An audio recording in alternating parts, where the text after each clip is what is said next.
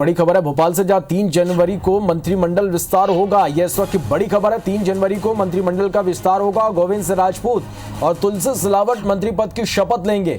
तो यह इस वक्त की बड़ी खबर है भोपाल से, जहां 3 जनवरी को शिवराज मंत्रिमंडल का विस्तार होगा। यह इस वक्त की बड़ी खबर भोपाल से, जहां 3 जनवरी को मंत्रिमंडल का विस्तार होगा। गोविंद सिंह राजपूत और तुलसी सिलावट मंत्री पद की शपथ लेंगे।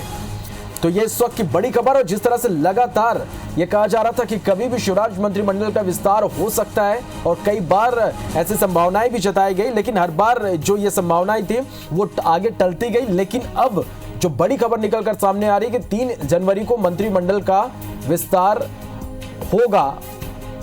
तो भोपाल से इस वक्त की बड़ी खबर आप तक हम पहुंचा रहे हैं, जहां पर 3 जनवरी को शिवराज मंत्रिमंडल का विस्तार होगा। गोविंद सिंह राजपूत और तुलसी सिलावट मंत्री पद की शपथ लेंगे।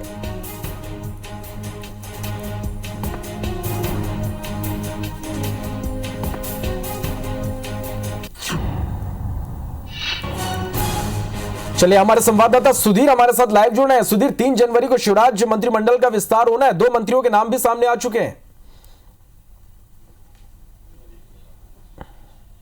बिल्कुल, देखिए, उपचुनाव के बाद से लगातार तारीखों का इंतजार किया जा रहा था और IBC 24 ने बताया था कि नए साल की शुरुआत में मंत्रिमंडल का विस्तार हो सकता है। और इस बात के संकेत जो हैं बीजेपी के प्रदेश प्रभारी मुरलीधर राव ने भी दिए थे। उनका साफ तौर पर कहना था कि 28 तारीख को या 2 तारीख जो काम होना है वो निश्चित तौर पर किया जाएगा। लिहाजा 2 तारीख के बाद 3 तारीख का अब जो तारीख है वो सामने निकल कर आई है।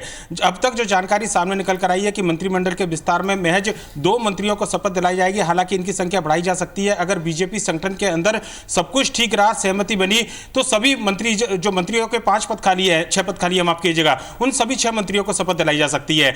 खास बात यह भी है श्रवण की 2 तारीख को मध्य प्रदेश सरकार के जो मंत्री इस्तीफा दे चुके हैं, इनमें 3 मंत्रियों की बात करें, एदल सिंह कंसाना, इमरती देवी, गिरिराज दंडोतिया। इनमें से गिरिराज दंडोतिया, इमरती देवी का कार्यकाल 2 तारीख को खत्म हो रहा है और उसके बाद में ये कयास लगाए जा रहे थे कि उनका भविष्य क्या होगा, निगम मंडल में उनको नियुक्ति दी जाएगी। पर लेकिन ऐसे में मंत्रिमंडल में 2 और वैकेंसी खाली होती, लिहाजा केवल इन 2 वैकेंसी को भरने की सूचना सामने निकल कर आई है।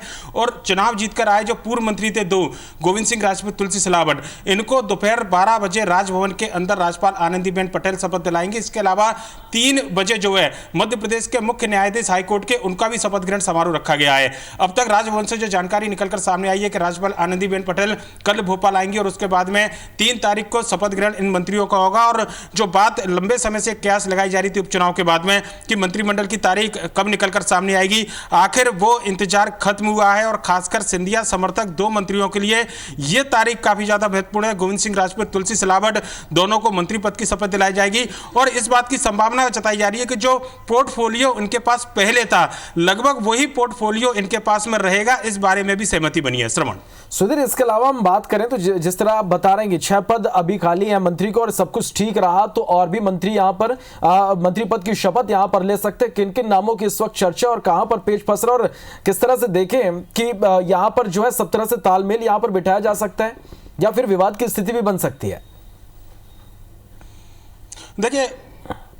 देखिए, बिल्कुल, अगर बात करते हैं, चूंकि जब सरकार बनाई गई थी उस समय कुछ फार्मूला तय किए गए थे ज्योतिरादित्य सिंधिया और बीजेपी के केंद्रीय संगठन के बीच में। लिहाजा उस फार्मूले के तहत अगर शपथ दिलाई जाती है तो ज्योतिरादित्य सिंधिया के 2 और समर्थकों को मंत्रिमंडल में जगह मिल सकती है। कुल मिलाकर सिंधिया के 4 समर्थक मंत्रिमंडल में शामिल हो सकते हैं अगर उसी फार्मूले को दोहराया जाता है। पर बीजेपी संगठन की यह कोशिश थी कि चूंकि ये 2 मंत्री चुनाव हार चुके हैं, जिनका कार्यकाल 2 तारीख को खत्म हो रहा है, गिरिराज दंडोतिया और इमरती देवी, ऐसे में बीजेपी के नेताओं को मौका दिया जाए, क्योंकि उपचुनाव में ये चुनाव हार चुके हैं, जनता के बीच में जो स्वीकारता थी। अब ऐसे में बीजेपी के नेता जो थे वो अपनी दावेदारी ठोकते हुए नजर आ रहे थे। मुश्किलें सबसे ज्यादा बीजेपी खेमे के अंदर है। बीजेपी के अंदर 4 पद के लिए लगभग 14 से ज्यादा उम्मीदवार मैदान में है और यही एक सबसे बड़ी वजह है कि बीजेपी अब तक नामों को तय नहीं कर पाई है। लिहाजा बीजेपी के अंदर कोई असंतोष ना पनपे, कोशिश इस बात की जा रही है। ऐसे में फिलहाल केवल 2 मंत्रियों को शपथ दिलाई जाएगी।